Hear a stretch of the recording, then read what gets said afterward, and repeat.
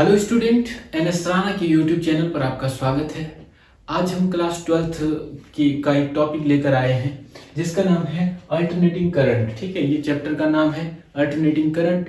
और जो है इसे शुरू करने से पहले मैं बता देना चाहता हूँ कि जो करंट होती है वो दो प्रकार से हम उसे जानते हैं। एक तो जानते हैं प्रतिवर्ती धारा के नाम से, और दूसरा है दिष्ट धारा, जिसे प्रतिवर्ती धारा को अल्टरनेटिंग करंट और दिष्ट धारा को डीसी करंट कहते हैं, डायरेक्ट करंट कहते हैं। ठीक है, तो इनमें अंतर क्या है? जो अल्टरनेटिंग करंट है और जो डीसी करंट है, इनमें अंतर क्या है? इनमें अंतर ये है कि जो एसी करंट है वो समय के साथ अपने डायरेक्शन और मैग्नीट्यूड को चेंज करते रहती है, लेकिन जो डीसी है, डीसी जो है समय के साथ ना तो अपनी डायरेक्शन चेंज करती है ना ही अपना मैग्नीट्यूड चेंज करती है। ठीक है, तो जो एसी और डीसी में अंतर है ये यही है। ठीक है, एसी को हम इस सिंबल से दिखाते हैं, ठीक है, और डीसी को ये इस प्रकार से दिखाते हैं। ठीक है, डीसी जैसे बैटरियां होती है, डीसी बैटरियां, ठीक है, तो हम बैटरी को ऐसे दिखाते हैं जिसका ये एक धनात्मक टर्मिनल होता है और एक ऋणात्मक टर्मिनल होता है। लेकिन एसी में क्या होता है, ये अपनी डायरेक्शन और मैग्नीट्यूड चेंज करते रहता है। कभी इसकी डायरेक्शन ये होती है इस साइड से, कभी इस साइड से। ठीक है, तो इस वजह से इसमें हम करंट की दिशा नहीं दिखाते हैं। ठीक है, तो आगे चलते हैं। ठीक है, पहले समझते हैं अल्टरनेटिंग करंट जो है ये कैसे बनती है। ठीक है, इसका जो जनरेशन होता है वो कैसे होता है। ठीक है, तो इसके लिए उत्तरदायी होता है विद्युत वाहक बल। ठीक है, विद्युत वाहक बल फिर हम समझेंगे कि विद्युत वाहक बल कैसे बनता है। ठीक है, कैसे विद्युत वाहक जो है उत्पन्न होता है, तो हम इसके लिए समझेंगे जब एक मैग्नेटिक फील्ड के अंदर के बीच में एक कुंडली को तेजी से घुमाया जाता है, तो उसमें जो है बार बार फ्लक्स रेखाएं जो है फ्लक्स रेखाओं का मान जो है परिवर्तित होते रहता है। मतलब फ्लक्स रेखाएं जो कट होती है कुंडली के कारण, वो जो है उसमें उसके वैल्यू में जो है चेंजिंग होते रहता है। ठीक है, जिसके कारण उसके अंदर एक इंड्यूस ईएमएफ हो जाता है। ठीक है, इंड्यूस हो जाता है ईएमएफ उसके अंदर, जिसे क्या है प्रतिवर्ती वोल्टेज भी कहते हैं, अल्टरनेटिंग वोल्टेज भी कहते हैं। ठीक है, जिसकी वैल्यू होती है, जिसकी इंस्टेंटेनियस वैल्यू मतलब तात्क्षणिक वैल्यू क्या होती है, E is equals to E naught sine omega t. E naught जो है यहाँ पे मैक्सिमम वैल्यू होगी उसकी। ठीक है, जो यहाँ पे होगी शिखर मान जिसको बोलते हैं हिंदी में। ठीक है, और अगर जो है वोल्टेज के फॉर्म में देखें हम, तो V is equals to V naught sine omega t. ठीक है, तब इसके कारण जो है अल्टरनेटिंग करंट जो है उसका निर्माण होता है, या फिर बोल सकते हैं उसका उत्पादन होता है, जो कि ठीक है, जो कि I is equals to I naught sine omega t के रूप में होती है। ठीक है, ओमेगा टी इसमें एंगल का काम कर रहा है। ठीक है, इसका मतलब है जो ये इसमें जो है टी समय के साथ जो है ये अपना मैग्नीट्यूड और डायरेक्शन चेंज कर रही है, इसलिए इसको अल्टरनेटिंग करंट कहते हैं। तो चलिए, आप यहाँ तक आपको आई होप आपको ये समझ आ गया होगा। तो अब हम आगे बढ़ते हैं कि जो विद्युत वाहक बल है वह कैसे उसका उत्पादन होता है, कि किस प्रकार से उसका जनरेशन हो रहा है। ठीक है, तो चलिए शुरू करते हैं। इसे मैं मिटा देता हूं। अब हम जानेंगे कि जो है विद्युत वाहक बल कैसे उत्पन्न होता है। ठीक है, और उसके कारण करंट कैसे बनती है, तो उससे हम जानते हैं उसका निर्माण कैसे होता है। देखिए, ये एक क्या है, मैग्नेटिक फील्ड है, और ये मैग्नेटिक फील्ड लाइन जो है इस प्रकार से निकल रही है।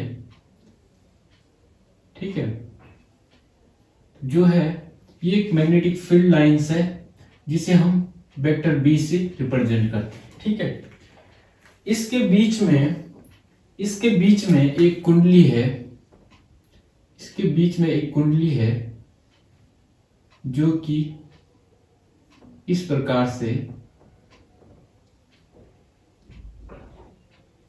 ए बी, ये थोड़ी सी सी डी। ठीक है, ये कुंडली है, इसे जो है इसके बीच में घुमाया जा रहा है ऐसे भी। ठीक है, जब इसे तेजी से इस मैग्नेटिक फील्ड के बीच में घुमाया जाएगा तो इसका जो है ये एरिया है। ठीक है, ये क्या है, क्षेत्रफल जो है ये वाला है, ठीक है। तो इसका अगर एरिया ए है, मतलब क्षेत्रफल जो ए है, इसके एरिया से ये गुजरेगी मैग्नेटिक फील्ड लाइन जो है इसे कट करेगी, ठीक है। देखिए अब मैं इसका दूसरा डायग्राम दिखाता हूं। ये कुछ इस प्रकार से है, ये चुंबकीय क्षेत्र है, ये मैग्नेटिक फील्ड लाइन निकल रही है, ठीक है। और यहां पर जो है कुंडली कुछ इस प्रकार से है, कुछ इस प्रकार से है, ठीक है। ये रोटेशन कर रही है। इसका जो है टॉप व्यू दिखा दिया मैंने आपको, ठीक है। ये जो है इसके बीच में घूम रही है, ठीक है, कुछ ऐसे घूम रही है। ये जो है सपोज ऐसे ये कुंडली है, कुंडली इसके बीच में घूम रही है, ऐसे रोटेशन कर रही है, ठीक है, इस मैग्नेटिक फील्ड के बीच में। तो मैंने इसका ये वाला व्यू दिखाया कुछ इस प्रकार से, ठीक है। तो क्या होगा, ये जो है ये तो मैग्नेटिक फील्ड बी है, वेक्टर बी। तो यहां से जो है इसका एरिया वेक्टर जो है कुछ इस प्रकार से निकलेगा, ठीक है। यहाँ पे ये है इसका वेक्टर ए, ठीक है। और ये जो चुंबकीय क्षेत्र रेखा के बीच में जो एंगल बना रहा है वो है थीटा, ठीक है। ये थीटा एंगल है और इसका क्षेत्रफल जो है वो क्या है, ए है। क्या है, ए है। अब देखो क्या होता है, फ्लक्स जो है, फ्लक्स जो इसको कट कर रही है, क्योंकि ये इस तरीके से रोटेशन कर रही है इसमें, ठीक है, ऐसे रोटेशन हो रहा है इसका। जब ये जो इसकी चुंबकीय बल रेखाओं के परपेंडिकुलर में, उस वक्त सबसे ज्यादा जो है मैग्नेटिक फील्ड लाइन इससे पास हो रही होगी। लेकिन जब ये मतलब इसके पैरेलल में आ जाती है, उस वक्त इसमें जीरो जो है मैग्नेटिक फील्ड लाइन है, या फिर मिनिमम मैग्नेटिक फील्ड लाइन है, या फिर जो है फ्लक्स रेखाएं कट हो रही होगी, ठीक है। तो यहां पे जो है फ्लक्स जो है phi E is equal to क्या आ जाएगा, बी डॉट ए, ठीक है। यहां पे जो फ्लक्स कट हो रही है इस कुंडली के द्वारा वो है फाई डॉट बी ए, ठीक है, phi vector B vector A, ठीक है। तो इसे हम लिखेंगे phi E is equal to B A cos theta, ठीक है। यहां तक आपको समझ आ गया होगा, ठीक है। तो यहां से समझते हैं omega is equal to theta upon t, ठीक है। जो एंगुलर वेलोसिटी होती है वो क्या होती है, थीटा अपॉन टी, ठीक है। ये आपने 11th में भी पढ़ा होगा, ठीक है। तो थीटा इज इक्वल टू क्या होगा, ओमेगा टी, ठीक है। तो ये theta is equal to omega t, इसकी वैल्यू में यहां पुट कर दूंगा तो यहां पे आ जाएगा phi E is equal to B A cos omega t, ठीक है, B A cos omega t. अब जो है ये हमारी हो जाएगी इक्वेशन 1, ठीक है, इक्वेशन 1। अब हम देखते हैं आगे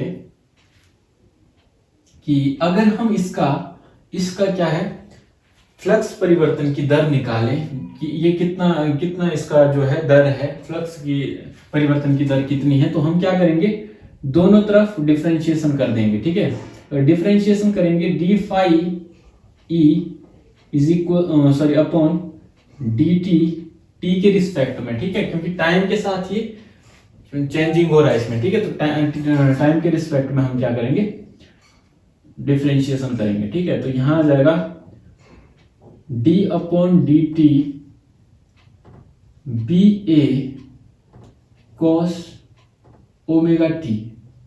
तो यहां पे क्या हो जाएगा, D phi E upon D T is equals to B A, ठीक है, बी ए कॉन्स्टेंट है, इसको बाहर निकाल दिया, ठीक है, D upon D T cos omega t, ठीक है। ये अब जो है इसको मैं यहां पे करके दिखा रहा हूं, यहां पर, ठीक है, कैसे होगा ये। और इसे हम क्या कहते हैं, फ्लक्स परिवर्तन की दर, ठीक है। इसे हम क्या कहेंगे, ये जो है हमारे पास क्या निकल के आया है, ये जो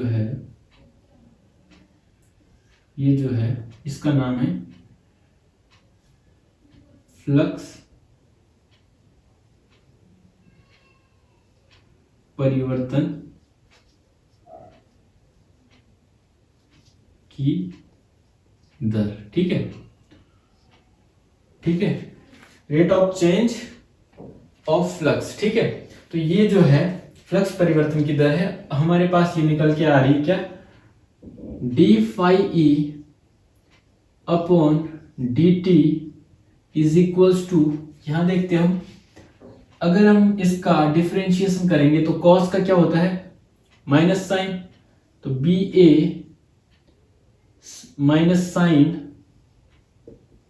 ओमेगा टी, और क्या हो जाएगा, फिर इसका डिफरेंशिएशन होगा तो क्या आ जाएगा, इनटू ओमेगा, ठीक है, ये हमारे पास आ जाएगा। फिर मैं इसको लिखूंगा d phi E upon D T is equals to B, ठीक है, minus B A omega sine omega t, ठीक है, ये हमारे पास आ गया है यहाँ, ठीक है। तो अब जो है यहाँ पे अगर इस कुंडली में फेरों की संख्या, क्योंकि इसमें जो है वायर है, कॉपर वायर है जिससे वाइंडिंग की जाती है, ठीक है, कुंडली में, तो जो है अगर उसमें फेरों की संख्या, टर्न्स की संख्या क्या है, एन है, ठीक है, यदि कोयल, ठीक है, या कुंडली, ठीक, कोयल में टर्न्स की संख्या क्या है, टर्न्स की संख्या n है, ठीक है, n है, तो क्या आ जाएगा हमारे पास, इसमें हम लिखेंगे n d phi E upon D T is equals to minus n B A omega sine omega t, ठीक है। तो आगे देखते हैं हम, अगर जो है इस माइनस के साइन को हटाता हूं मैं इस साइड से, तो यहां पे माइनस आ जाएगा, तो यहां आ जाएगा minus N d phi E upon D T is equals to N B A omega sine omega t, ठीक है। मुझे लग रहा है आपको ये समझ आ चुका होगा जहां यहां तक। अब आगे बढ़ते हैं हम, ठीक है, यहां तक पहले आप इसको उतार लीजिए, ठीक है, स्क्रीनशॉट ले लीजिए। अब मैं आगे बढ़ रहा हूं, अगर हमारे पास ये आया है तो मैं थोड़ा यहां करके दिखाता हूं इसको, ठीक है। अब देखो जहां क्या होता है, फैराडे लॉ, ठीक है, फैराडे के नियम से, ठीक है, नियम से, फ्रॉम फैराडे लॉ, ठीक है, नियम से क्या होता है, E इज इक्वल्स टू क्या होता है, minus N d phi E upon, ठीक है, phi E upon D t, ठीक है, ये हमारे फैराडे के नियम अनुसार आता है, ठीक है। अगर इसकी वैल्यू E है तो मैं यहां पे कर दूंगा E is equals to N B A omega sine omega t, ठीक है।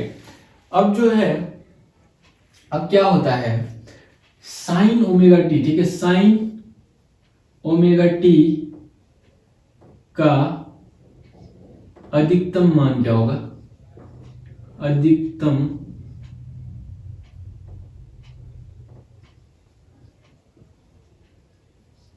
मान, ठीक है, अधिकतम मान क्या होगा, 1 है, ठीक है, क्या है, 1 है, अधिकतम मान 1 होगा, क्योंकि जो है 1 इसलिए होगा, इसकी सबसे बड़ी वैल्यू क्या है, 1 ही होती है। जब हम देखते हैं 0 degree, 45 degree, 60 degree, 90 degree, 90 degree में 1 आती है इसकी वैल्यू, तो उस वक्त जो है सबसे बड़ी वैल्यू क्या है, इसकी 1 है, ठीक है।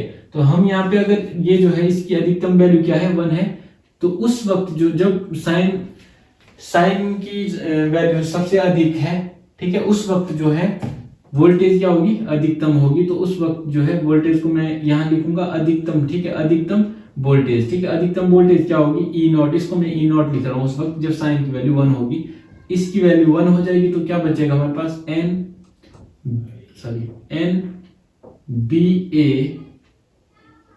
बी ए ओमेगा, ठीक है। इसकी वैल्यू 1 हो गई, ठीक है।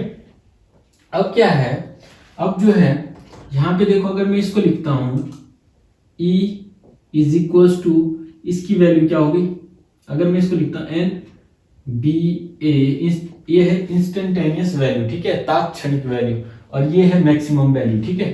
तो मैक्सिमम वैल्यू हमारे पास ये आ गई है, ठीक है। इंस्टेंटेनियस वैल्यू देखते हैं, ओमेगा साइन ओमेगा टी, ठीक है।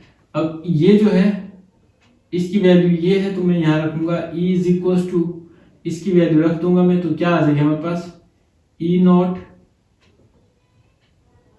साइन ओमेगा टी, ठीक है।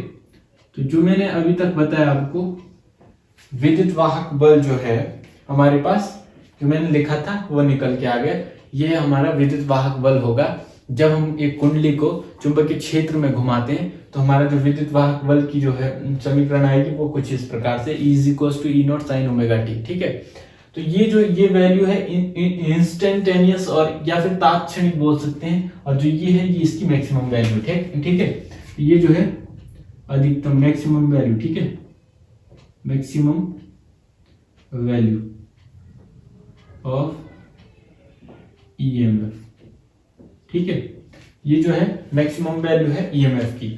तो आई होप आपको यहां तक ये समझ आया होगा। अब मैं आपको बताऊंगा कि ये जो है किस प्रकार से अपनी डायरेक्शन चेंज करती है समय के साथ, ठीक है। जो है एसी वोल्टेज या फिर एसी करंट जो है अपनी जो है समय के साथ अपनी डायरेक्शन और मैग्नीट्यूड कैसे चेंज करता है। तो यहां तक आपने अगर ये समझ लिया है तो इसका स्क्रीनशॉट ले लीजिए और फिर मैं आगे करता हूं इसको, ठीक है, या फिर इसको उतार लीजिए पॉज करके। चलिए आगे बढ़ते हैं, ठीक है, आगे बढ़ते हैं। जैसे हम कुंडली को इसके अंदर घुमा रहे हैं, जब हम इसके अंदर कुंडली को घुमा रहे हैं तो इसमें जो है एक विद्युत वाहक बल उत्पन्न हो जा रहा है, प्रेरित विद्युत वाहक बल उत्पन्न हो जा रहा है, जिसके कारण करंट फ्लो हो रही है। और जो प्रेरित विद्युत वाहक बल वो समय के साथ अपना मैग्नीट्यूड चेंज कर रहा है। हमारे पास इक्वेशन आई है E is equal to E naught sine omega t, ठीक है। इसके कारण करंट जो उत्पन्न होगी उसकी जो इक्वेशन आएगी वो क्या है, I is equal to I naught sine omega t, ठीक है। ये जो है इसकी वैल्यू होगी। अब देखो यहाँ पे क्या होता है, अगर मैं ये जो है एक, ठीक है, एसी वेव है, ठीक है, एसी वेव है।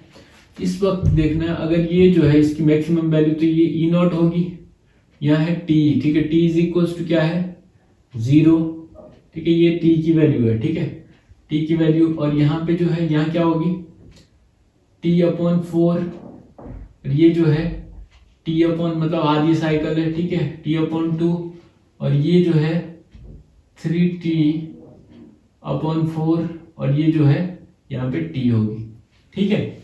तो ये जो है पूरा यहां से यहां तक ये पूरा एक आवर्तकाल है, क्या है, आवर्तकाल, जिसे T से दिखाते हैं, ठीक है, आवर्तकाल, ठीक है, ठीक है। इसको इंग्लिश में क्या बोलते हैं, पीरियोडिक टाइम, ठीक है। तो यहां पे क्या है, आवर्तकाल जो है, और जो ये है इसका यहां तक जो है इसकी मैक्सिमम वैल्यू है, ठीक है। ये जो है इसकी ई नॉट, ठीक है, यहां से यहां तक जो है इसकी मैक्सिमम वैल्यू है, ठीक है। और यहाँ पे 0 हो रही है तो यहाँ पे जो इसकी मिनिमम वैल्यू आई, और ये नेगेटिव में क्या है इसकी मैक्सिमम वैल्यू है यहाँ पे, ठीक है, ये जो है माइनस ई नॉट है।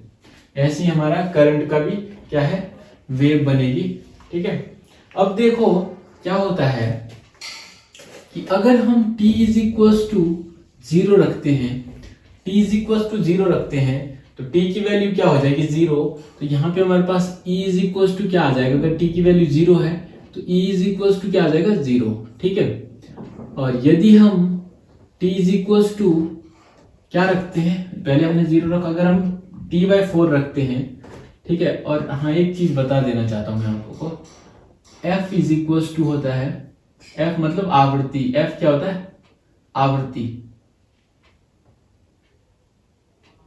आवृत्ति, ठीक है, आवृत्ति या फिर आवृत्ति बोलते इसको, आवृत्ति, ठीक है।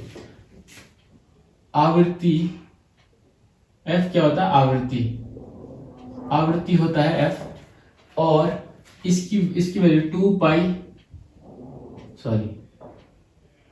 1/, आवर्तकाल, ठीक है। f बराबर 1/ आवर्तकाल होता है, और ओमेगा, ठीक है, ये होता है कोणीय वेग, क्या होता है कोणीय वेग, कोणीय वेग होता है 2πf, ठीक है।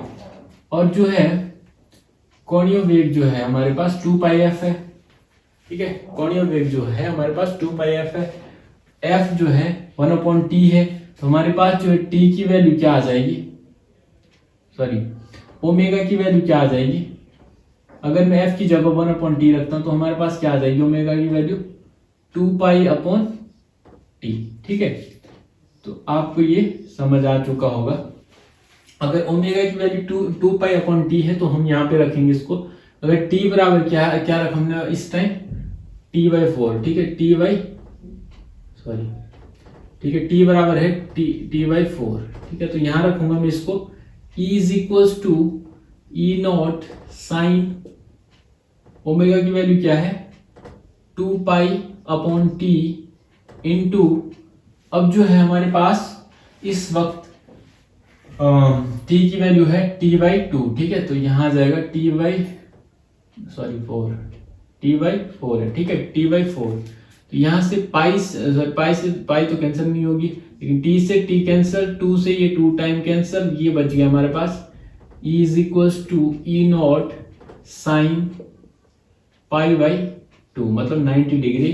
तो इस टाइम जो है e की वैल्यू क्या हो जाएगी, 90 में क्या होती है 1, तो E0 हो जाएगी, ठीक है।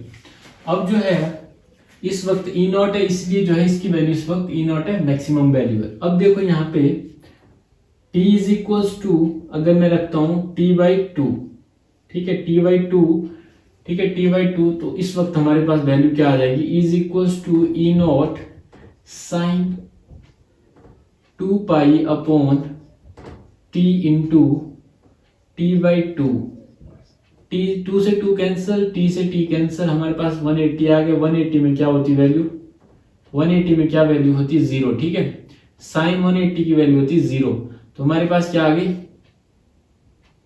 0, ठीक है, 0 मतलब यहाँ पे 0 आ जाएगी, ठीक है। अब देखो यहाँ पर क्या हो रहा है, t इज इक्वल टू, अगर मैं क्या रखता हूं 3t/4, ठीक है, 3t/4, तो हमारे पास क्या वैल्यू आ रही है, e is equal to E0 sine 2π/t into 3t/4, ठीक है, 2 से ये 2 टाइम, t से t कैंसिल, तो हमारे पास 3 इंटू π/2, मतलब 3π की वैल्यू कितनी हो जाएगी, ठीक है। इसको अगर हम सॉल्व करते तो हमारे पास क्या आ जाएगा, e is equal to E0 sine 270, ठीक है, 270 डिग्री, ठीक है, 270 डिग्री की वैल्यू क्या आ जाती है 1, तो हमारे पास क्या आ जाएगा, ठीक है, यहां लिख रहा हूं मैं अभी, इसके बाद का जो है मैं यहां पे लिख रहा हूं, ठीक है, यहां लिख रहा हूं, तो यहां पे क्या आ जाएगी value, E0 is equal to E is equal to 0 degree, ठीक है, 0। अब क्या है हमारे पास, अगर मैं t बराबर क्या रखता हूं, t रखता हूं, ठीक है, आवर्तकाल रखता हूं, तो हमारे पास क्या आ जाएगा, e is equal to E0 sine 2π/t into t, t से टी कैंसल, 180 इंटू टू, 180 उतना पाई की वैल्यू, तो 100 इंटू टू कितना बनता है 360। 360 की वैल्यू कितनी होती है -1, तो is equals to minus E naught. ठीक है, अच्छा मैंने कहीं गलत कर दिया। अच्छा यहाँ पे देखो 170 की वैल्यू होती है, ये मैंने गलत कर दिया है। ठीक है, यहाँ पे जो है 270 की वैल्यू कितनी होती है -1, तो यहाँ क्या हो जाएगा ई नॉट, और 360 की वैल्यू होती है 0। ठीक है, तो ई इज इक्वल टू 0। ठीक है, तो हमारे पास जो ग्राफ आ रहा है कुछ इस प्रकार से आ रहा है इसका ग्राफ। ठीक है, टी की वैल्यू और ईएमएफ की वैल्यू। ठीक है, ई नॉट की वैल्यू, अगर टी की वैल्यू मैंने रखी 0 तो ईएमएफ की वैल्यू आई 0। ठीक है, और अगर मैंने टी की वैल्यू रखी है t/4 तो ईएमएफ की वैल्यू आई है ई नॉट। अगर मैंने टी की वैल्यू रखी है t/2 तो ईएमएफ की वैल्यू आई है 0। अगर मैंने टी की वैल्यू रखी है t/3t/4 तो ईएमएफ की वैल्यू आ गई है -ई नॉट। और अगर मैंने टी की वैल्यू रखी है t तो इसकी वैल्यू क्या आ गई 0। ठीक है, इसका मतलब ये पहले 0 फिर मैक्सिमम फिर 0 फिर माइनस में मैक्सिमम फिर वापस 0। ठीक है, इस प्रकार से एक जो है वेव बना रही है। ठीक है, इसलिए इसको इस वेव को क्या कहते हैं एसी करंट कहते हैं। ठीक है, ये अपनी दिशा और मैग्नीट्यूड समय के साथ परिवर्तित करते रहती है। ठीक है, तो आई होप आपको ये समझ आ गया होगा। नेक्स्ट लेक्चर में हम देखेंगे एसी की आरएमएस वैल्यू और एवरेज वैल्यू। ठीक है, जो कि बहुत ज़्यादा इंपॉर्टेंट है क्लास 12th के लिए। ठीक है, आज के लिए इतना ही। आई होप आपको ये समझ आया होगा। यदि कुछ नया सीखने को मिला है इस वीडियो से तो वीडियो को लाइक कीजिए, शेयर कीजिए और सब्सक्राइब करना ना भूलिए। धन्यवाद।